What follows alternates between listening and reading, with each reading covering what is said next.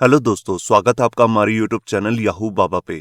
ये हमारा Laravel course से रिलेटेड 30 ट्यूटोरियल है और लारावल के इस वीडियो कोर्स में आप एक नया टॉपिक सीखने वाले हैं, एलोकेंट ओआरएम।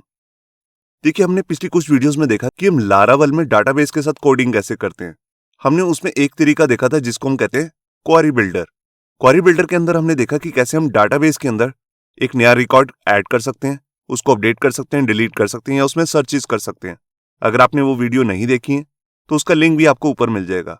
और लारावल में एक दूसरा तरीका भी आता है अगर आप डाटाबेस के साथ कोडिंग करना चाहते हैं, उसको कहते हैं एलोकेंट ओआरएम। देखिए, इन दोनों वेज में ही हम डाटाबेस के साथ कोडिंग कर सकते हैं और दोनों में जो कोडिंग होती है ऑलमोस्ट सेम ही होती है, मगर इनमें कुछ डिफरेंस होते हैं। देखिए, जो सबसे पहला डिफरेंस है वो आप इसके नेम में ही देख सकते हैं। सबसे पहला जो वर्ड है इसमें वो है एलोकेंट। एलोकेंट जो है वो एक इंग्लिश वर्ड है जिसका मतलब होता है क्लियर और स्ट्रांग। यहाँ पर क्लियर से मतलब है कि एलोकेंट के अंदर जो सिंटेक्स होता है वो काफी इजी होता है। देखिए, इससे पहले जो हमने क्वेरी बिल्डर किया था उसमें भी सिंटेक्स इजी ही था, मगर इसमें और भी इजी है। मैं आपको एक एग्जांपल दिखाता हूं। देखिए, यहां पर हमारे पास हमने एक यूजर नाम के टेबल में से सारे डाटा को फैच करना है। तो हमने क्वेरी बिल्डर में यहां पर डीबी क्लास को यूज किया था। उसके बाद हम टेबल नाम का एक मेथड यूज करते थे। यहां पर हमने यूज किया था उसका टेबल का नेम और यहां पर ऑल नाम का मेथड जो डाटाबेस में से सारे रिकॉर्ड फैच करके ले आता है। और अगर हमने सेम ही रिकॉर्ड हमने क्वेरी बिल्डर की हेल्प से निकालना है तो सिंटेक्स इजी हो जाएगा कुछ इस तरह से। यहां पर हमने सबसे पहले लिखा अपने मॉडल का नेम। हमारे मॉडल का नेम है यूजर और उसके बाद आप 2 बार कॉलन लगा के यहां पर ऑल नाम का मेथड यूज करेंगे। तो मेथड सेम ही रहेगा, सिर्फ हमने उसका सिंटेक्स को छोटा कर दिया है।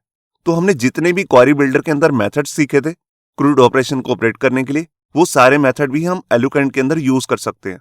इसके बाद एलोकेंट के बाद यहां पर एक वर्ड आता है जिसको हम कहते हैं ओआरएम। ओआरएम का फुल मीनिंग होता है ऑब्जेक्ट रिलेशन मैपर। देखिए, एलोकेंट की हेल्प से हम यहां पर जितने भी कॉम्प्लेक्स टेबल में रिलेशंस होते हैं उसको स्टैब्लिश कर सकते हैं, जैसे कि 1 to 1, 1 to many और many to many। अगर आपको थोड़ी नॉलेज हो सीक्वल की तो वहां पर मैनी टू मैनी जो रिलेशन होता है काफी कॉम्प्लेक्स होता है, तो ये हम यहां पर एलोकेंट के अंदर इजिली परफॉर्म कर सकते हैं। हमने क्वेरी बिल्डर के अंदर भी वहां पर रिलेशंस बनाए थे जॉइन नाम के मेथड को यूज करके। उन सारे मेथड्स को भी हम यहां पर एलोकेंट के अंदर यूज कर सकते हैं। इसके बाद एलोकेंट और क्वेरी बिल्डर में एक डिफरेंस और भी होता है कि यहां पर जो एलोकेंट है वो हमारे को कुछ एक्स्ट्रा बेनिफिट्स भी देता है, जैसे कि ऑब्जर्वर्स और स्कोप। ये इसके एक्स्ट्रा फीचर्स हैं जो हम आगे आने वाली वीडियोस में देखेंगे। इनकी हेल्प से हम क्या कर सकते हैं, हम एक ही क्वेरी को बार बार यूज कर सकते हैं बिना उसको लिखे। तो ये सब हम आगे आने वाली वीडियोस में देखेंगे, ये सब हम कैसे कर सकते हैं। अब बात करते हैं इन दोनों की सिमिलैरिटी की। तो एलोकेंट भी यहां पर जितने भी सीक्वल बेस्ड डाटाबेसेस होते हैं उन सबको सपोर्ट करता है, जैसे माई सीक्वल, पोस्टग्रीसीक्वल, सीक्वललाइट और सीक्वल सर्वर। तो ये अब देखते हैं कि अगर हम एलोकेंट ओआरएम के अंदर काम करना चाहते हैं तो उसके स्टेप्स क्या फॉलो करने पड़ेंगे। देखिए, अगर हम जब भी एलोकेंट के अंदर काम करना चाहते हैं तो हमें एक मॉडल की फाइल चाहिए होती है और एक कंट्रोलर की। तो उसके लिए हम यहां पर आर्टिसन की एक कमांड यूज कर सकते हैं जिसके अंदर हम लिखेंगे php artisan make model। ये कमांड बेसिकली करेगी क्या, ये एक मॉडल क्रिएट कर देगी यूजर नाम से। जैसे कि मैंने एक यूजर नाम का एक मॉडल बनाना है, उसके बाद मैंने यहाँ पर एक फ्लैग भी लिया है, जैसे कि आप यहाँ पे देख रहे हैं हाइफन कंट्रोलर। तो ये इसी नाम की एक कंट्रोलर की फाइल भी बना देगी, यही सेम कमांड। तो हमारा जो कोड शुरू होगा वो कंट्रोलर की फाइल से होगा। तो हमने सबसे पहले क्या करना है, हमने अपनी यूजर कंट्रोलर वाली फाइल के अंदर जाना है और वहां पर सबसे पहले अपने मॉडल की फाइल को इंक्लूड करना है, जैसे कि मैंने यहां पे किया है। आपको याद होगा जब हमने क्वेरी बिल्डर किया था तो वहां पर हम यहां पर डीबी क्लास को इंक्लूड करते थे, मगर यहां पर हम क्या करेंगे, यहां पर हम अपनी मॉडल की फाइल को इंक्लूड करेंगे। तो जैसा कि आपको मालूम है कि जब हम कंट्रोलर फाइल को ये कमांड से जनरेट करते हैं तो हमारे को ये क्लास बनी हुई मिलती है, क्लास यूजर कंट्रोलर, जो एक्सटेंड कर रही है कंट्रोलर क्लास को। अब इसके अंदर हम एक मेथड बना लेते हैं जैसे शो। आप जो भी अपना काम करना चाहते हैं कंट्रोलर फाइल के अंदर, उसके अंदर अपने अलग अलग मेथड्स बना के आप काम कर सकते हैं। तो जैसे मैंने यहाँ पे बना लिया है शो मेथड। इसके अंदर जैसे मैं सारे डाटा को फैच करना चाहता हूँ डाटाबेस से, तो उसके लिए मैं यहाँ पे क्या करूंगा, मैं यहाँ पर अपना एलोकेंट की कमांड लिखूंगा। सबसे पहले देखिए, मैंने एक वेरिएबल बनाया यूजर्स नाम से जिसके अंदर मैं स्टोर करवा रहा हूँ यूजर जो हमारा मॉडल है उसमें से सारे डाटा को फैच करना है। तो उसके लिए कमांड आती है ऑल और इसको मैंने यहां से रिटर्न कर दिया। तो ये हमारे को एक जेसन डाटा रिटर्न करेगा। देखिए, जैसे मैंने यहां पर ऑल नाम की मेथड को यूज किया है, इसके अलावा भी यहां पर कई तरीके के मेथड्स आते हैं। अगर आप कंडीशनल बेस्ड डाटा को रिट्रीव करना चाहते हैं डाटाबेस से, तो उसके लिए यहां पर रीड के लिए गेट कमांड का यूज कर सकते हैं। जैसे कि हमने एलुकेंट के अंदर सीखा था। इसी तरह इंसर्ट करना चाहते हैं अगर डाटाबेस के अंदर, तो उसके लिए कमांड आती है यहाँ पर क्रिएट, अपडेट के लिए अपडेट और डिलीट के लिए डिलीट। तो इससे भी हम वैसे ही क्रूड ऑपरेशन परफॉर्म कर सकते हैं जैसे हम क्वेरी बिल्डर के साथ करते हैं। अब जैसे ही हमारी सेकंड स्टेप कंप्लीट हो जाता है, उसके बाद हमारा काम क्या होता है कि हम इस शो नाम के मेथड को असेस करना चाहते हैं। तो इसको असेस करने के लिए, जैसे कि हम पिछली वीडियोस में देख चुके हैं, हमें अपना राउट क्रिएट करना पड़ता है। तो हम अपनी web.php वाली फाइल के अंदर जाएंगे और वहां पर सबसे पहले इस लाइन को इंक्लूड करेंगे, मतलब कि अपनी कंट्रोलर की फाइल को। उसके बाद मैं राउट का गेट मेथड यूज करूंगा और अपने राउट का नाम दूंगा, जैसे मैंने लिखा है यूजर। तो यूजर जैसे ही इस पे असेस करेगा तो इस कंट्रोलर फाइल के अंदर शो नाम के मेथड को सर्च करेगा और उसको शो कर देगा। तो हम यूआरएल बार में कुछ इस तरह से लिखेंगे। अगर आप लोकल होस्ट पे काम कर रहे हैं तो लोकल होस्ट /यूजर, नहीं तो आपकी वेबसाइट का नाम भी यहाँ पे आ सकता है। तो इस वीडियो में बेसिकली हम करने क्या वाले हैं, इस वीडियो में हम बेसिकली यहाँ पर रीड का जो हमारा गेट मेथड है उसके साथ काम करने वाले हैं। इंसर्ट, अपडेट और डिलीट को हम नेक्स्ट वीडियो में सीखेंगे। तो गेट से रिलेटेड हम बेसिक जो मोस्टली यूज क्वारीज हैं उसको देख लेते हैं। देखिए, जब अगर हम डाटाबेस में से सारे डाटा को फेच करना चाहते हैं किसी टेबल के, तो हमारे पास सीक्वल की कमांड कुछ इस तरह से लिखते हैं, select स्टार फ्रॉम यूजर्स। अगर यही काम हमें एलुकेंट के साथ करना है तो हम सिंपली लिखेंगे अपने कंट्रोलर का नाम, जिसका नाम है यूजर, और उसके बाद ऑल। तो आप देख सकते हैं कि कितनी छोटी कमांड से हमारा सारा डाटा रिट्रीव हो जाएगा और हमें सीक्वल कमांड लिखने की भी जरूरत नहीं है। और अगर हम पर्टिकुलर किसी 1-2 कॉलम्स का डाटा फेच करना चाहते हैं तो उसके लिए हम जैसे सीक्वल में लिखते हैं select नेम और सिटी। मान लीजिए ये हमारे 2 कॉलम्स हैं फ्रॉम यूजर्स वाले टेबल में से। अगर ये काम मुझे एलुकेंट के साथ लिखना है तो हमारे पास कमांड कुछ इस तरह से आती है, हमारे कंट्रोलर का नाम यूजर, उसके बाद select नाम का एक मेथड यूज करेंगे जैसे कि हमने क्वेरी बिल्डर के अंदर सीखा था, और उसके अंदर आ जाएंगे हमारे पास 2 कॉलम, नेम और सिटी, और लास्ट में गेट मेथड।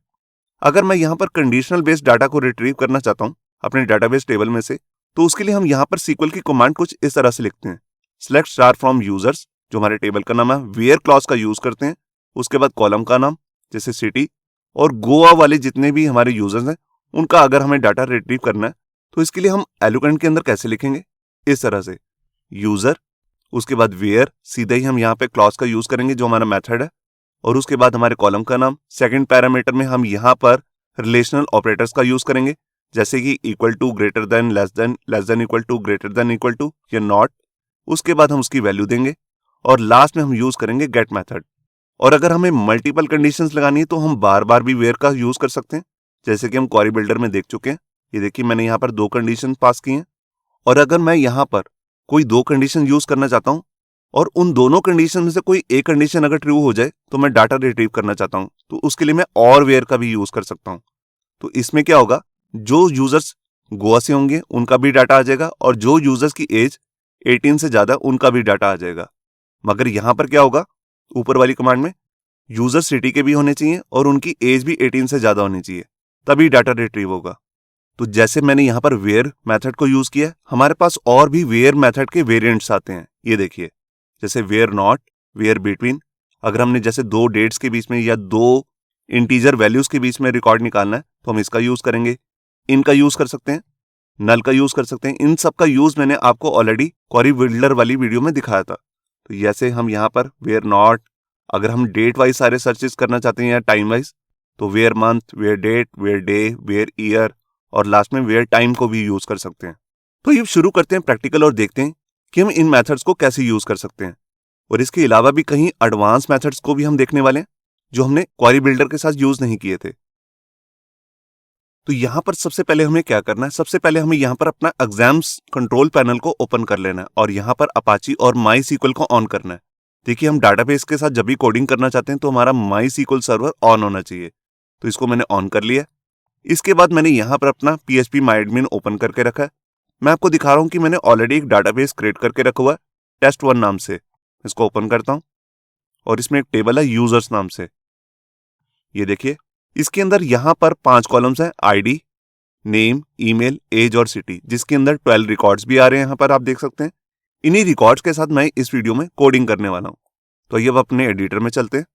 तो यहां पर देखिए, मैंने अपना एडिटर ओपन कर लिया, VS कोड। अब यहां पर मैंने एक प्रोजेक्ट भी क्रिएट करके रखा हुआ है जिसका नाम है project-eloquent। अब इसके अंदर मुझे क्या करना है, सबसे पहले अपने डाटाबेस को यहां पर इस प्रोजेक्ट के साथ अटैच करना है। तो उसके लिए मैं सबसे पहले ओपन करूंगा अपनी .env वाली फाइल। तो मैंने इस पर क्लिक किया और यहां पर आप देख सकते हैं कि यहां पर जो हमारा डाटाबेस कनेक्शन है वो है माईसीक्वल का, उसका होस्ट नेम भी आ रहा है, पोर्ट नंबर भी आ रहा है। अब यहां पर जो मेरा डाटाबेस का नाम है वो है अलग, उसका नाम है test1। तो मैं यहां पर उसी का नाम लिख लेता हूं। ये देखिए, इस फाइल को सेव करके मैं क्लोज कर देता हूं। इसके बाद मुझे क्या करना है, मुझे अपनी एक मॉडल की फाइल बनानी है और कंट्रोलर की फाइल। तो जैसे कि मैंने आपको दिखाया कि हमारा एक यूजर्स नाम से टेबल है, तो जब हम नया एक प्रोजेक्ट क्रिएट करते हैं लारावल के अंदर, तो इसके अंदर यहां पर मॉडल्स के अंदर भी एक यूजर्स नाम से एक फाइल बन जाती है। तो इस फाइल को अभी मैं रिमूव कर देता हूं। इसको मैंने यहां से डिलीट कर दिया। अब मैं दोबारा से अपनी PHP आर्टिसन कमांड से मॉडल की फाइल भी बनाऊंगा और कंट्रोलर की फाइल भी। तो यहां से मैं टर्मिनल ओपन कर लेता हूं और यहां पर अपनी आर्टिसन की कमांड यूज करूंगा, PHP आर्टिसन मेक मॉडल, और हमारे मॉडल का नाम क्या रहेगा, यूजर। देखिए, मैंने आपको ऑलरेडी बताया हुआ कि हमारे डाटाबेस में एस लगता है, जैसे हमने लिखा हुआ यूजर्स, और मॉडल के नाम में यहां पर एस नहीं लगाना। और इसी के साथ मैं इसकी कंट्रोलर फाइल भी बनाना चाहता हूं, तो उसके लिए मैं यहां पर फ्लैग पास कर देता हूं, कंट्रोलर। और इसी के साथ मैं इसको रिसोर्स कंट्रोलर भी बनाना चाहता हूं। देखिए, रिसोर्स कंट्रोलर क्या होते हैं ये हमने अपनी पिछली वीडियो में देखा है।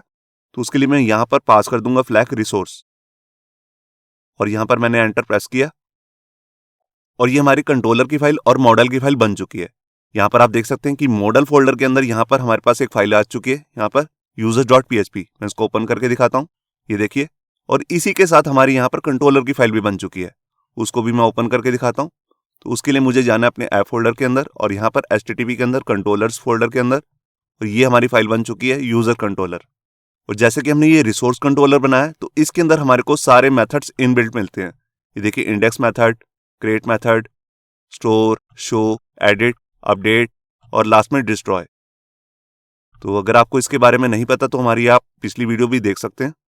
अब सबसे पहले मुझे क्या करना है, मैं अपनी मॉडल वाली फाइल को ओपन करता हूं और यहां पर जाकर मैं बताने वाला हूं कि मैंने दो कॉलम्स क्रिएट नहीं किए अपने डाटाबेस टेबल के अंदर, क्रिएटेड एट और अपडेटेड एट। मैं आपको एक बार दिखा भी देता हूं। यहां पर आप देख सकते हैं कि यहां पर सिर्फ 5 ही कॉलम आ रहे हैं, लास्ट में 2 कॉलम्स और भी आने चाहिए, क्रिएटेड एट और अपडेटेड एट, क्योंकि उन दोनों कॉलम्स के बिना यहां पर आप लारावल में कोड नहीं कर सकते। मगर मैं उन कॉलम को अगर रखना ही नहीं चाहता और उसके बिना ही कोड करना चाहता हूं, तो मुझे अपनी मॉडल फाइल के अंदर बताना भी पड़ता है। तो उसके लिए हम यहां पे क्या करेंगे, यहां पर मैं एक पब्लिक वेरिएबल बनाता हूं, पब्लिक, जिसका नाम आपको यही रखना है, टाइम स्टैम्प्स, और इसकी वैल्यू कर देनी है फॉल्स। ये देखिए, फॉल्स करने से क्या होगा कि अब हम इन दोनों कॉलम्स के बिना, मतलब कि जिसका नाम होता है क्रिएटेड एट और अपडेटेड एट, उसके बिना भी कोड कर सकते हैं। तो यहां पर मैंने इस फाइल को सेव किया और इस फाइल को मैं क्लोज कर देता हूं। अब मैं आता हूं अपनी कंट्रोलर फाइल के अंदर। तो देखिए, यहां पर अब हम अपना एलोक्वेंट को यूज करने वाले हैं। तो सबसे पहले देखिए, मैं सारे रिकॉर्ड को फैच करना चाहता हूं। तो यहां पर मैंने आपको जैसे ही स्टार्टिंग में बताया था कि सबसे पहले हमारे को यहां पर अपनी मॉडल फाइल को इंक्लूड करना है। तो हमारी मॉडल फाइल यहां पर ऑलरेडी इंक्लूडेड आ रही है, जैसे कि आप देख सकते हैं यहां पर यूजर नाम से। अगर आपकी फाइल में ये लाइन नहीं इंक्लूड है तो उसको आप अपने आप से भी इंक्लूड कर सकते हैं। तो उसके बाद मेरे को यहाँ पे जाना है अपने इंडेक्स वाले मेथड के अंदर, जिसके अंदर मैं सारे डाटा को रीड करने वाला हूँ। तो देखिए, सबसे पहले मैं यहाँ पर एक वेरिएबल ले लेता हूँ यूजर्स, और हमारे मॉडल का नाम क्या है, उसका नाम है यूजर। तो मैंने उसको लिख दिया और इसके बाद मैं लगाऊंगा 2 बार कॉलन। कॉलन लगाने के बाद मैं यहाँ पर जितने भी डाटाबेस से रिलेटेड मेथड्स हैं उनको यूज कर सकता हूँ। तो हमारा सबसे पहला मेथड है, उसका नाम है ऑल। ऑल बेसिकली करता क्या है, ये सारे डाटा को फैच करके ले आएगा हमारे यूजर्स वाले टेबल में से। अब अगर मैं इसको देखना चाहता हूं तो मैं अपने इस वेरिएबल को, जिसका नाम है यूजर्स, इसको रिटर्न कर देता हूं।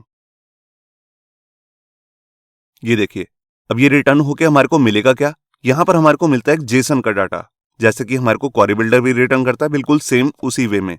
तो यहां पर मैं इस फाइल को सेव करके आपको ब्राउजर में चेक कराता हूं। तो सबसे पहले मैं यहां पर टर्मिनल ओपन कर लेता हूं और यहां पर मैं अपनी कमांड लिखने वाला हूं, PHP आर्टिसन सर्व। मैंने यहाँ पर एंटर प्रेस किया और ये हमारा सर्वर रन हो चुका है। इसको ब्राउजर में ओपन कर लेते हैं। देखिए, यहाँ ब्राउजर में आके मैंने अपना लोकल होस्ट लिखा, कॉलन 8000, जो हमारे पोर्ट नंबर होता है लारावल में। तो ये हमारा इंडेक्स पेज ओपन हो चुका है, सबसे पहला पेज। मगर यहाँ पर मुझे अपने राउट में जाना है, जिसका नाम है यूजर्स, मगर मैंने अभी राउट क्रिएट ही नहीं किया है। तो सबसे पहले मैं राउट क्रिएट कर लेता हूँ। तो उसके लिए मुझे क्या करना है, मुझे यहाँ पर जाना है अपने राउट फोल्डर के अंदर, और यहाँ पर हमारा फोल्डर है जिसका नाम है web.php। इसको मैं ओपन कर लेता हूँ। तो यहाँ पर जो ये हमारा बेसिक राउट आ रहा है इसको मैं रिमूव कर देता हूँ। हमें सबसे पहले लिखना है राउट कॉलन कॉलन, और यहाँ पर हमें अपने मेथड को यूज करना है रिसोर्स, क्योंकि हमने यहाँ पर रिसोर्स नाम का कंट्रोलर बनाया, और इसके अंदर सबसे पहला पैरामीटर आता है वो होता है हमारे मॉडल का नाम। तो जैसे कि हमने यहाँ पर जिस भी पेज को ओपन करना है यहाँ पर मैं उसका राउट का नाम लिख रहा हूँ यूजर्स नाम से ही, और इसके बाद हमने कंट्रोलर फाइल को भी यहाँ पर यूज करना है। मतलब कि जब भी यूजर लिखेगा स्लैश लिख के, तो यहाँ पर किस कंट्रोलर फाइल के अंदर कौन सा मेथड असेस करना है उसको बताना होता है। तो जैसे कि हम रिसोर्स कंट्रोलर यूज करें तो सिर्फ क्लास का नाम देना है। तो हमारी क्लास का नाम है यूजर कंट्रोलर। देखिए जैसे ही आप इस पर क्लिक करेंगे तो हमारी एक लाइन ऊपर भी इंक्लूड हो जाएगी। अगर आपकी लाइन इस तरह से ऊपर नहीं आ रही है तो इसको आप अपने हाथ से भी लिख सकते हैं। आपको पूरा पा देना कि आपकी यूजर कंट्रोलर नाम की क्लास पड़ी कहां पर हुई है। उसके बाद यहां पर हम आएंगे और यहां पर 2 बार कॉलन लगाकर मैं लिखूंगा क्लास। ये देखिए, ये कमेंट को मैं रिमूव कर देता हूं। ये देख सकते हैं आप। तो सबसे पहले हमने यहां पर कंट्रोलर फाइल को इंक्लूड किया, उसके बाद मैंने अपना रिसोर्स नाम का मेथड को यूज करके अपना एक राउट क्रिएट कर लिया। तो ये हमारा काम हो चुका है। मैं आपको ब्राउजर में एक बार चेक कराता हूं। तो देखिए मैं यहां पर आया और यहां पर स्लैश लिख के यूजर, ये देखिए यहां पर आप देख रहे हैं कि हमारे डाटाबेस के अंदर जितने भी 12 रिकॉर्ड्स थे वो सारे यहां पर असेस हो चुके हैं। अब अगर मैं इसको इस तरह से जेसन फॉर्म में नहीं देखना चाहता तो मैं इसको लूप चला के भी देख सकता हूं, जैसा कि हम क्वेरी बिल्डर में देख चुके हैं। तो उसके लिए मुझे क्या करना है, मैं यहां पर अपनी कंट्रोलर फाइल के अंदर आया। अब देखिए मैं इस रिटर्न वाली स्टेटमेंट को भी यहां पर कमेंट कर देता हूं और यहां पर अपना एक फॉर लूप चला लेता हूं। तो उसके लिए फॉर ईच लूप ले रहा हूं मैं, क्योंकि ये हमारे पास जो आ रहा है वो जेसन है, उसको यहाँ पर अगर प्रिंट करना है तो फॉर ईच का हमें यूज करना होता है। तो हमारा वेरिएबल का नाम है यूजर्स, जिसके अंदर सारा डाटा आ रहा है एज। इसको हम डालेंगे बारी बारी एक यूजर नाम के वेरिएबल के अंदर। ये देखिए अब मैं यहाँ पर सिर्फ एक ही चीज प्रिंट करना चाहता हूँ। देखिए यहाँ पर हमारे को 5 कॉलम्स का डाटा मिल रहा है, आईडी, नेम, ईमेल, एज और सिटी। तो मैं सिर्फ नेम को ही प्रिंट करना चाहता हूँ। तो उसके लिए मैं यहाँ पे क्या करता हूँ, यहाँ पर लिखता हूँ इको यूजर। उसके बाद मैंने यहाँ पर एरो ऑपरेटर लगा के यहाँ पर लिखा कॉलम का नेम जिसका नाम है नेम। और इसके बाद मैं चाहता हूँ कि इसके बाद इमीडिएटली ब्रेक भी लगती रहे। तो यहाँ पर मैं कॉन्केटिनेशन साइन का यूज करके ब्रेक टैग लगा लेता हूँ। ये देखिए, तो यहाँ पर मैंने फाइल को सेव किया। अब मैं यहाँ पर आकर इस पेज को रिफ्रेश करता हूँ। ये देखिए, मैं इस कंटेंट को थोड़ा जूम कर लेता हूँ। ये देखिए यहाँ पर आप देख सकते हैं कि सारा रिकॉर्ड यहाँ पर आ चुका है, जितना भी हमारे पास डाटा था। तो इस तरह भी मैं इसको शो कर सकता हूँ, या इसको मैं व्यू फाइल के अंदर भी सेंड कर सकता हूँ। तो हम स्टार्टिंग में एक व्यू फाइल बना लेते हैं और उसी के अंदर इस डाटा को मैं सेंड कर देता हूँ। तो देखिए मैं इस तरह फॉर ईच लूप अब नहीं चलाऊंगा, तो इसको मैं बंद कर रहा हूँ। यहाँ पर मैं रिटर्न कर दूंगा एक व्यू की फाइल, जैसे कि हम पिछली वीडियोस में देख चुके हैं कि व्यू की फाइल हम कैसे क्रिएट करते हैं। तो हमारे पास यहाँ पर डिफॉल्ट एक व्यू की फाइल होती है, जैसा कि मैं आपको दिखाता हूँ। रिसोर्सेज फोल्डर के अंदर यहाँ पर हमारे पास व्यू नाम का एक फोल्डर होता है, जिसके अंदर हमारे पास यहाँ पर ब्लेड फाइल होती है जो कि व्यू फाइल होती है। तो मैं इसी को यूज कर लेता हूँ। तो देखिए इसके अंदर पहले से ही बहुत सारा डाटा आ रहा है, तो मैं क्या करता हूँ, इस डाटा को रिमूव कर देता हूँ और यहाँ पर मैं बेसिक कोड लिख लेता हूँ जिसका नाम मैं यहाँ पे लिख रहा हूँ एलुकेंट। और यहाँ पर आकर मैं क्या करने वाला हूँ, यहाँ पर मैं बूटस्ट्रैप की फाइल को यूज करने वाला हूँ। तो यहाँ पर मैं सबसे पहले क्या करने वाला हूँ, यहाँ पर सबसे पहले मैं CSS की बूटस्ट्रैप फ्रेमवर्क को यूज करने वाला हूँ। तो उसके लिए देखिए मैं उसी का CDN पाथ कॉपी करके ले आता हूँ। ये देखिए मैंने यहाँ पर वेबसाइट ओपन कर ली है getbootstrap.com। अब यहाँ पर आकर सबसे पहले मुझे नीचे आना स्क्रॉल करके, और यहाँ पर आप देख सकते हैं कि CDN पाथ हमारे को यहाँ पे मिल रहा है। तो ये ऊपर वाला जो पाथ है CSS का, इसको मैं यहाँ से कॉपी कर लेता हूँ। मैं कॉपी करके इसको अपनी HTML फाइल के अंदर डालूंगा। तो देखिए मैं यहाँ पर आया टाइटल टैग के बाद, यहाँ पर मैं इसे पेस्ट कर लेता हूँ। इसके बाद मैं यहाँ पर अपना बूटस्ट्रैप का थोड़ा सा कोड कर लेता हूँ, जिसके अंदर मैं एक टेबल बनाकर सारे डाटा को शो करने वाला हूँ। तो ये मैंने ले लिया कंटेनर, इसके अंदर मैंने एक रो बना ली और रो के अंदर मैं एक कॉल 7 बिट का कॉलम बना रहा हूँ। ये देखिए इसके अंदर यहाँ पर मैं एक टेबल ले लेता हूँ, जिस पर मैं क्लास लगाने वाला हूँ टेबल बूटस्ट्रैप की, और टेबल स्ट्रिप भी, और इसी के साथ टेबल बॉर्डर भी। ये देखिए इसके अंदर आकर सबसे पहले मुझे क्या करना है, मुझे अपना एक लूप चलाना है जिसके अंदर मैं सारा रिकॉर्ड शो करने वाला हूँ। तो उसके लिए देखिए मैं यहाँ पर क्या करता हूँ, मैंने अभी रिटर्न में लिखा नहीं है कि किस फाइल को ओपन करना है व्यू फाइल को। तो मेरी फाइल का नाम है, जो ब्लेड टेम्पलेट है उसका नाम है वेलकम। तो मैंने उसका नाम यहाँ पे लिख लिया। उसके बाद मैं जो यहाँ से डाटा भेजना चाहता हूँ वो आ रहा है यूजर्स नाम के वेरिएबल के अंदर। तो उसके लिए मैं यहाँ पर क्या करता हूँ, मैं यहाँ पर एरे भी बना सकता हूँ कुछ इस तरह से, जैसे कि हम पिछली वीडियोस में देख चुके हैं। जैसे मैं डाटा नाम के एक की के अंदर अपने यूजर्स नाम का वेरिएबल का सारा डाटा भेज रहा हूँ। मैं ऐसे भी लिख सकता हूँ, या इसका मैं एक दूसरा तरीका जो मैंने आपको पिछली वीडियो में दिखाया था, जिसके अंदर मैं मेथड यूज करूंगा कॉम्पैक्ट, जिसके अंदर हमारा जो वेरिएबल है उसी नाम की की बना के भेज सकता हूं। तो हमारी की का नाम हो जाएगा यूजर्स। ये देखिए, तो ये मेथड मुझे काफी इजी लगता है, तो मैं इसी का यूज कर रहा हूं। ये देखिए, अब हमारी ये व्यू फाइल ओपन हो जाएगी और इसके अंदर हम ये सारा डाटा जो है इसको यहां से सेंड कर देंगे। यहां पर मैंने फाइल को सेव किया। अब मैं यहां पर आता हूं। देखिए, हमारा जो सारा डाटा आया है वो यूजर्स नाम की के अंदर आया है, तो उसको मैं यहां पर प्रिंट करना चाहता हूं। तो यहां पर मैं ब्लेड टेम्पलेट का फॉर ईच मेथड यूज कर लेता हूं। ये देखिए, अब यहां पर आकर सबसे पहले मुझे अपनी जो सारा डाटा आ रहा है वो यूजर्स नाम की में आ रहा है, तो उसका एक वेरिएबल बना लिया और मैं बारी बारी वो सारा डाटा यूजर्स नाम के एक वेरिएबल के अंदर सेंड कर रहा हूं। और यहां पर मैं क्या करूंगा, एक रो बना लेता हूं जिसके अंदर सारा डाटा शो करने वाला हूं। इसके अंदर मैं एक टीडी टैग ले लेता हूं और यहां पर मैं सबसे पहले नेम को शो करना चाहता हूं। उसके लिए मैं यहां पर 2 बार कर्ली ब्रेसेस ले लेता हूं और हमारे वेरिएबल का नाम है यूजर। यहां पर मैं एरो ऑपरेटर लूंगा और कॉलम का नाम है नेम, जैसा कि आप यहां पे देख रहे हैं। ये देखिए, अब इसी तरह मैं 4 कॉलम और बना सकता हूं और यहां पर नेम के बाद ले लेता हूं ईमेल। ये देखिए, मैंने ईमेल, एज और सिटी नाम के 3 कॉलम ले लिए यहां पर। इनका मैं सारा डाटा यहां पे शो करने वाला हूं। तो इस फाइल को मैं सेव करके आपको ब्राउजर में चेक कराता हूं। मैं यहां पर आया अपने ब्राउजर में और इसको रिफ्रेश करता हूं। ये देखिए, यहां पर ये सारा डाटा टेबुलर फॉर्म में शो हो चुका है। तो इस तरह आप देख सकते हैं कि हम सेम जैसे हमने क्वेरी बिल्डर के अंदर सीखा था, एलुकेंट के अंदर भी हम इसी तरह से डाटा को फेच करके डाटाबेस से व्यू फाइल को सेंड कर सकते हैं। अब इसके बाद हम अपनी एलुकेंट की दूसरी कमांड देखते हैं। देखिए, अगर आप सारा डाटा को फैच नहीं करना चाहते, किसी पर्टिकुलर डाटा को फैच करना चाहते हैं, तो उस केस में आप यहां पर क्या लिखेंगे, हमारे पास कमांड आएगी। पहले मैं वेरिएबल ले लेता हूं और उसके अंदर जैसे मैं पर्टिकुलर किसी एक डाटा को फाइंड करना चाहता हूं, तो उसके लिए मैं यहां पर अपना पहले कंट्रोलर का नाम लिखूंगा और उसके बाद मैं सिंपल एक मेथड यूज करूंगा जिसका नाम होता है फाइंड। फाइंड के अंदर बेसिकली जो आपके टेबल के प्राइमरी की होती है उस कॉलम की वैल्यू सेंड करते हैं। तो हमारे केस में यहाँ पर आईडी नाम का जो कॉलम है वो प्राइमरी की है, तो उसका मैं यहाँ पर जैसे एक नंबर सेंड कर देता हूँ 2। तो मैं कह रहा हूँ सेकंड नंबर पे जो भी वैल्यू है उसको मुझे रिट्रीव करके दो। यहाँ पर मैं एक चीज और भी बताना चाहता हूँ। देखिए, जब मैं फाइंड मेथड को यूज करता हूँ तो ये जेसन रिटर्न नहीं करता। तो इस तरह मैं जैसे व्यू फाइल के अंदर मैंने फॉर ईच का लूप चलाया, तो वहां मेरे को बिना फॉर ईच के ही मेथड को सारा शो करना पड़ेगा। तो अभी इस लाइन को मैं बंद कर देता हूँ। इसको हम नेक्स्ट वीडियो में देखेंगे कि हम कैसे करेंगे। अभी मैं इसको सिंपली यहाँ पर रिटर्न करके दिखा देता हूँ, क्योंकि ये सिर्फ एक एरे रिटर्न करेगा, ना कि जेसन। तो यहाँ पर मैंने फाइल को सेव किया, यहाँ आया, मैंने पेज को रिफ्रेश किया और ये देखिए, यहाँ पर आप देख सकते हैं कि यहाँ पर हमारे पास ID2 का सारा डाटा फैच होके आ चुका है। अभी इसमें मेरे को सारे कॉलम्स मिल रहे हैं। मैं अगर पर्टिकुलर 1-2 कॉलम चाहता हूं जैसे नेम और ईमेल, तो उसको मैं कैसे करूंगा, उसके लिए मुझे यहां पर 2 के बाद एक कॉमा लगाना है और सेकंड पैरामीटर एज एक एरे ले लेना है और इसमें कॉलम्स के नेम डाल देने हैं। तो यहां पर आप देख सकते हैं कि मैंने नेम और ईमेल सिर्फ 2 ही कॉलम्स का डाटा देखना है और कौन से आईडी का, जिसका आईडी है 2। तो ऐसे मैं डाटा को फैच करके देख सकता हूं। ये देखिए, यहां पर सिर्फ 2 ही डाटा आ रहे हैं, नेम और ईमेल।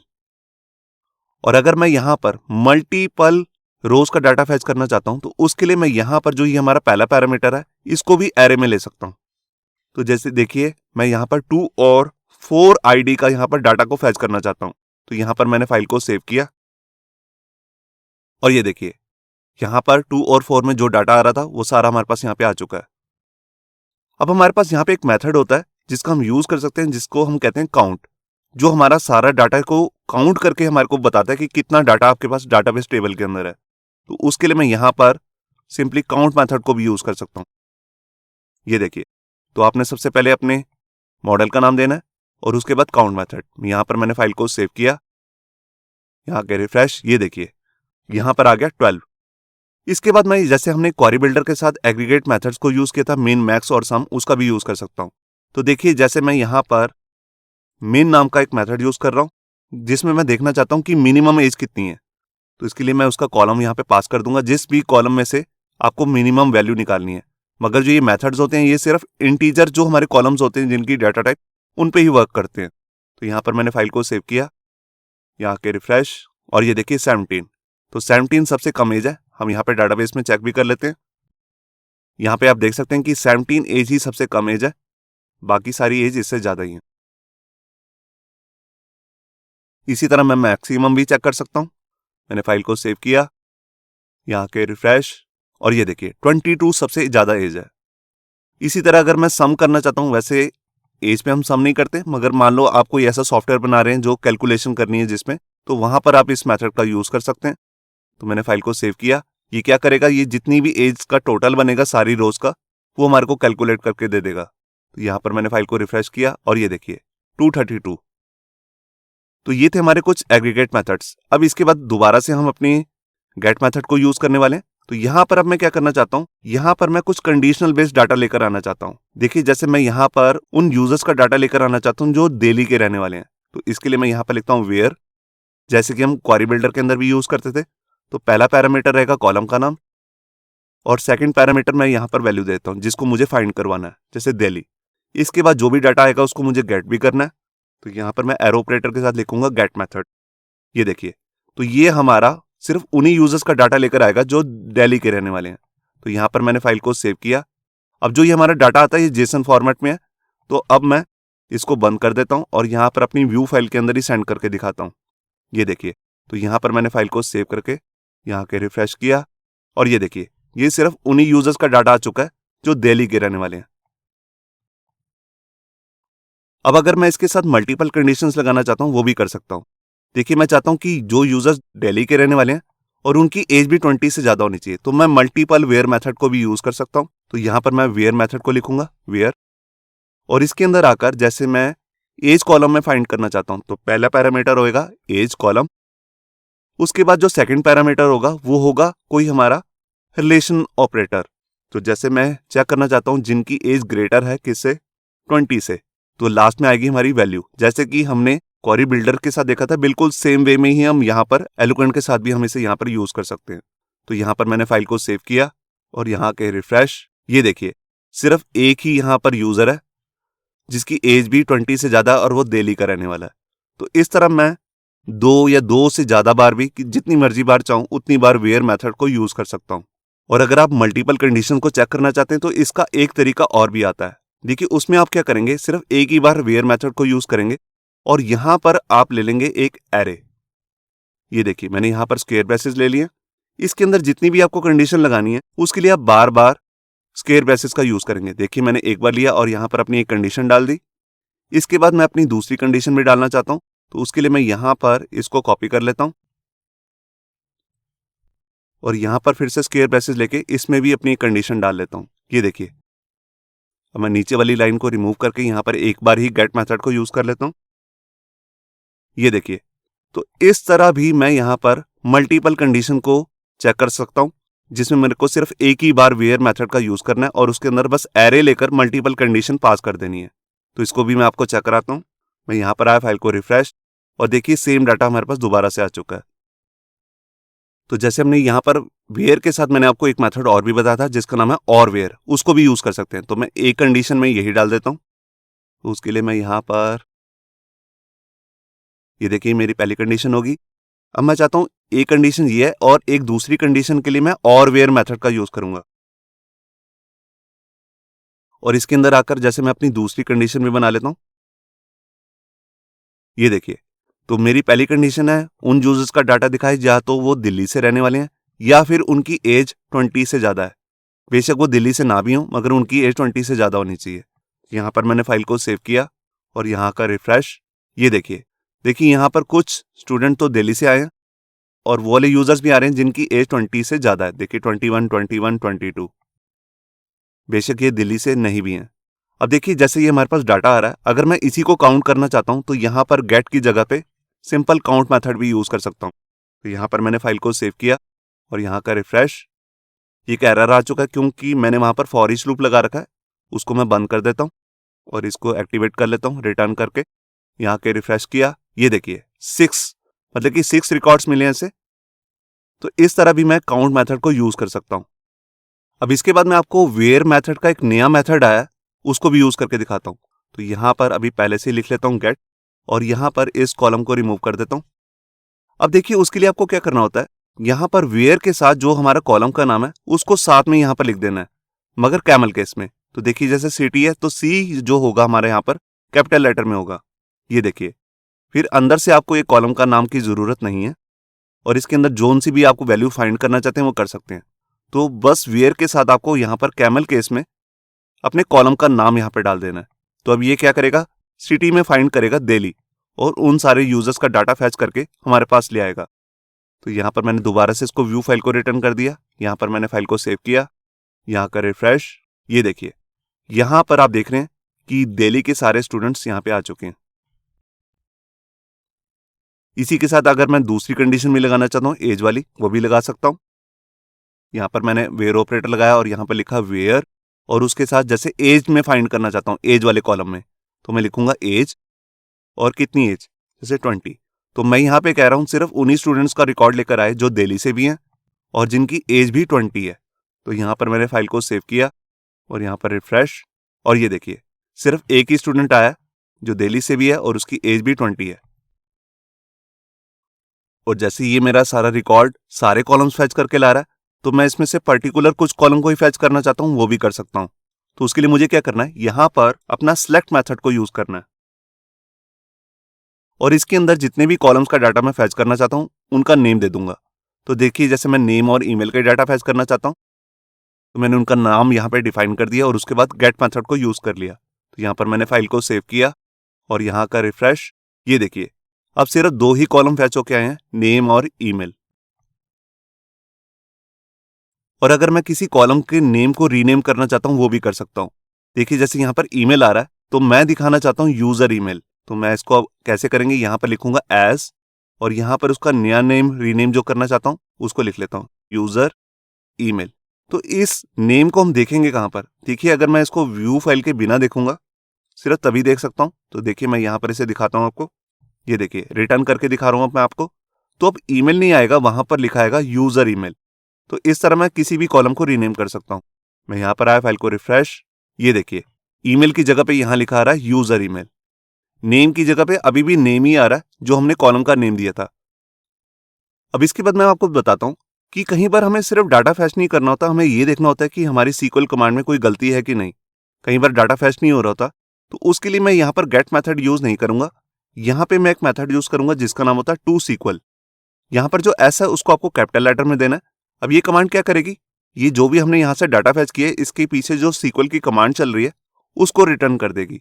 तो यहां पर मैंने फाइल को सेव किया, यहां आया, फाइल को रिफ्रेश, और ये देखिए ये हमारी कमांड आ चुकी है, सिलेक्ट नेम ईमेल एज, ये जो नया हमने कॉलम का नेम दिया है फ्रॉम यूजर्स वाला table, where city is equal to question mark and age is equal to question mark. देखिए ये काफी सिक्योर वे में दिखा रहा है कि हम देख भी नहीं सकते कि यूजर ने क्या डाटा फैच करने की कोशिश की है।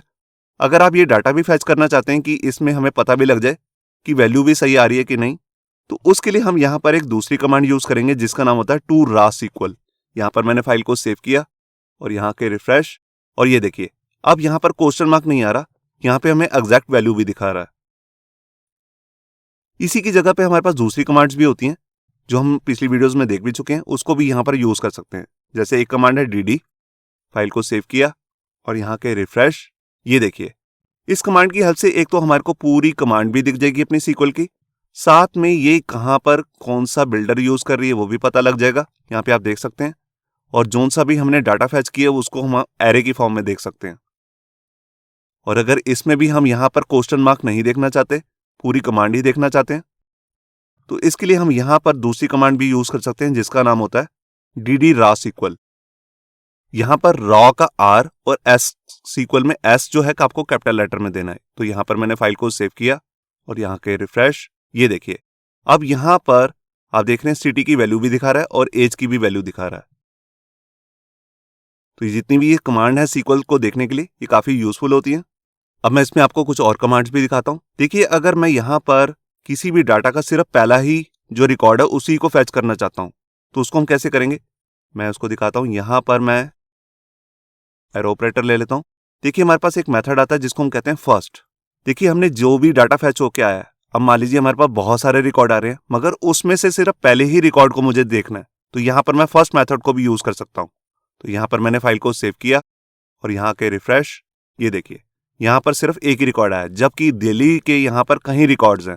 आप देख सकते हैं यहाँ पर 3-4 रिकॉर्ड आ रहे हैं, मगर इसने हमारे को सबसे पहला रिकॉर्ड दिखाया है, फर्स्ट नंबर वाला। ये जो मेथड है ये वेयर मेथड के साथ भी चल सकता है। ये आपने जैसे ये कस्टम अपना मेथड बनाया, इसके साथ भी हम इसको यूज कर सकते हैं। अब यहाँ पर मैं आपको कुछ और भी मेथड यूज करके दिखाता हूँ। देखिए जैसे हम यहाँ पर एक नॉट ऑपरेटर को यूज करते हैं, मैं आपको यूज करके दिखाता हूँ। जैसे मैंने यहाँ पर लिखा वेयर, अपने कॉलम का नाम ले लिया एज, यहाँ पर मैंने नॉट ऑपरेटर का यूज किया है और मैं देखना चाहता हूँ जिनकी एज 20 नहीं है, सिर्फ उन्हीं का रिकॉर्ड दिखा रहे। तो मैंने यहाँ पर नॉट ऑपरेटर यूज कर लिया और यहाँ पर मेथड यूज कर लेता हूँ गेट, और यहाँ पर अपनी व्यू फाइल को सेंड कर देता हूँ। यहाँ पर मैंने फाइल को सेव किया और यहाँ गए रिफ्रेश, और ये देखिए वही रिकॉर्ड्स आए हैं जिनकी एज 20 नहीं है। तो यहाँ पर मैं आपको मेन चीज क्या दिखाने वाला हूं। देखिए यहाँ पर अगर मैं इस नॉट ऑपरेटर को यूज नहीं करना चाहता तो यहाँ पर हमारे पास एक अलग से भी मेथड आता है जिसको हम कहते हैं वेयर नॉट। इसके अंदर सिर्फ हमें 2 ही पैरामीटर पास करने होते हैं, एक तो कॉलम का नेम और एक उसकी वैल्यू। तो इसको मैं यहाँ से हटा देता हूँ। ये देखिए इस तरह भी मैं अपना नॉट ऑपरेटर को यूज कर सकता हूँ। देखिए मैं यहाँ पर आया, फाइल को रिफ्रेश, और देखिए अभी भी हमारा ये डाटा प्रॉपर वर्क कर रहा है। अब इसके साथ अगर मैं मल्टीपल वैल्यूज में से कोई वैल्यू देखना चाहता हूँ वो भी देख सकता हूँ। तो देखिए जैसे हमारे पास यहाँ पे एक मेथड होता है जिसका नाम होता है वेयर बिटवीन, और यहाँ पर हमें करना क्या होता है, यहाँ पर हमें 2 पैरामीटर देने होते हैं। सबसे पहला पैरामीटर होता है जो कि हमारे कॉलम का नाम है, जैसे मैं एज में फाइंड करना चाहता हूँ, और दूसरा पैरामीटर होता है एक रेंज देनी होती है हमारे को। जैसे कि मैं यहाँ पर एक रेंज दे रहा हूँ कि मुझे सिर्फ उन्हीं स्टूडेंट का रिकॉर्ड दिखाए जिनकी एज जो है 20 से लेकर 22 के बीच में है, सिर्फ उन्हीं का रिकॉर्ड देखना है। तो यहाँ पर मैंने फाइल को सेव किया और यहाँ का रिफ्रेश, तो देखिए सिर्फ वही स्टूडेंट्स आए हैं जिनकी एज 20 है या 21 या फिर 22। और वेयर के साथ अगर मैं यहाँ पर ये बिटवीन के साथ यहाँ पर मैं नॉट लगा दूं, नॉट बिटवीन, तो ये उनका रिकॉर्ड दिखाएगा जिनकी एज 20 से 22 के बीच में नहीं है। मैं यहाँ पर आया, फाइल को रिफ्रेश, ये देखिए अब सिर्फ उन्हीं का रिकॉर्ड आया जिनकी एज ना 20 है, ना 21 या ना 22। इसी तरह हमारे पास एक मेथड और होता है जिसका नाम होता है वेयर इन। अगर हम मल्टीपल वैल्यूज में से फाइंड करना चाहते हैं तो इसका हम तभी यूज करते हैं। तो देखिए जैसे मैं सिटी में फाइंड करना चाहता हूँ, सिर्फ उन वाले यूजर्स का डाटा निकाल के लाए या तो वो दिल्ली के रहने वाले हैं या फिर गोवा के। तो उसके लिए मैं यहाँ पर एरे में 2 वैल्यू सेंड करूंगा। तो देखिए एक मैंने यहाँ पर सिटी का नाम ले लिया दिल्ली, फिर उसके बाद कोमा लगा के फिर से सिंगल कोट्स के अंदर जैसे ले लिया एक दूसरा सिटी गोवा।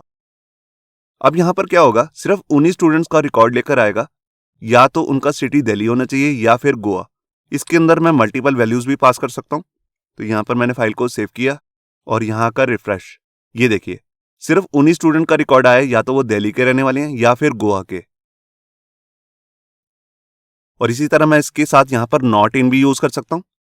मैंने यहाँ पर फाइल को सेव किया। अब उन यूजर्स का रिकॉर्ड आएगा जो दिल्ली के और गोवा के रहने वाले नहीं है। मैं यहाँ पर आया, फाइल को रिफ्रेश, और ये देखिए यहाँ पर ना दिल्ली आ रहा है ना गोवा।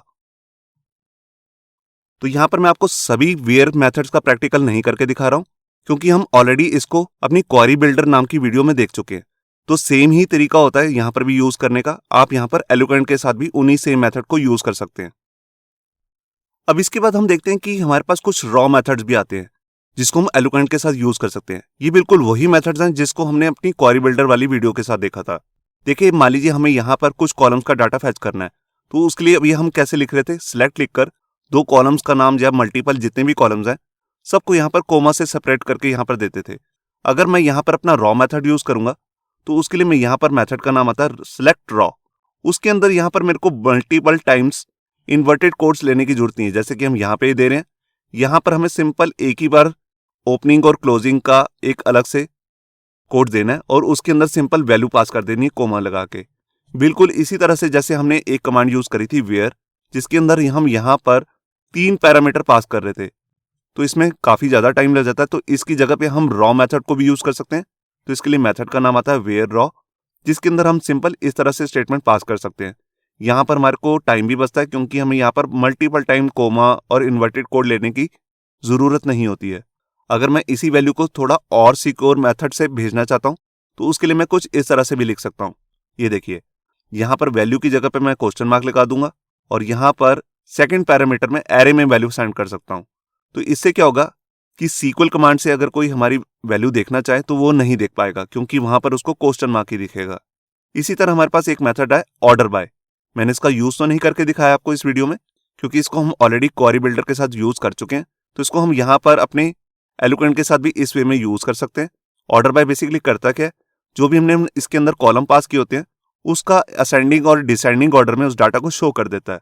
तो इसको अगर मेरे को यहाँ पर रॉ मेथड के साथ यूज करना है तो मैं कुछ इस तरह से करूंगा, ऑर्डर बाय रॉ लिखकर, और इसके अंदर कॉलम के लिए मैं सिर्फ एक ही बार इन्वर्टेड कोड का शुरू करूंगा और यहाँ पर उसका एंड कर दूंगा, और इसके अंदर अपने कॉलम के नेम पास कर सकता हूँ, सिंगल या मल्टीपल।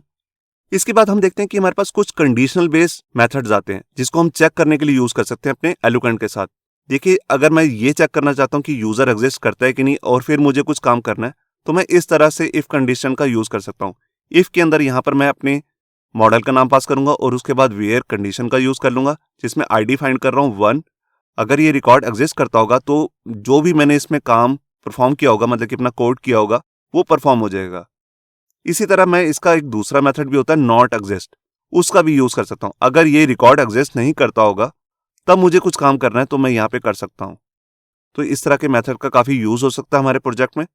अब इसके बाद हम देखते हैं कि हमने जैसे अपने क्वेरी बिल्डर के साथ ज्वाइन लगाना सीखा था, तो हम क्या एलोकेंट के साथ भी ज्वाइन लगा सकते हैं? बिल्कुल लगा सकते हैं, और मेथड भी बिल्कुल सेम ही है। देखिए, जैसे हमारे पास यहाँ पे अलग अलग तरीके के ज्वाइन आते हैं SQL में, इनर ज्वाइन, लेफ्ट, राइट और क्रॉस ज्वाइन। इसके लिए जैसे हमने अपनी क्वेरी बिल्डर वाली वीडियो में देखा था, हमारे पास अलग अलग मेथड्स है, join, left join, right join और क्रॉस ज्वाइन। इसका भी यूज हम एलोकेंट के साथ कर सकते हैं, बिल्कुल सेम ही तरीके से। उसके सिंटेक्स में बिल्कुल भी फर्क नहीं है, सिर्फ स्टार्टिंग में हम यहाँ पर अपने मॉडल का नाम देते हैं। इसके साथ जैसे हमने पिछली वीडियो में देखा था कि कुछ एडवांस मेथड्स थे, जैसे यूनियन, व्हेन और चंक, जिसमें से व्हेन का हम यूज कर रहे थे किसी कंडीशन के लिए, और चंक का यूज कर रहे थे अगर मल्टीपल डाटा हमें फैच करके लाना है, तो हम कुछ कुछ पार्ट्स में उसको फैच करना चाहते थे, तो उसका यूज हम यहाँ पर एलोकेंट के साथ भी यूज कर सकते हैं, बिल्कुल सेम वे में जैसे हम क्वेरी बिल्डर के साथ करते हैं। तो ये थी हमारी पहली वीडियो एलोकेंट ORM पे, जिसमें हमने डाटा को रीड करना सीखा।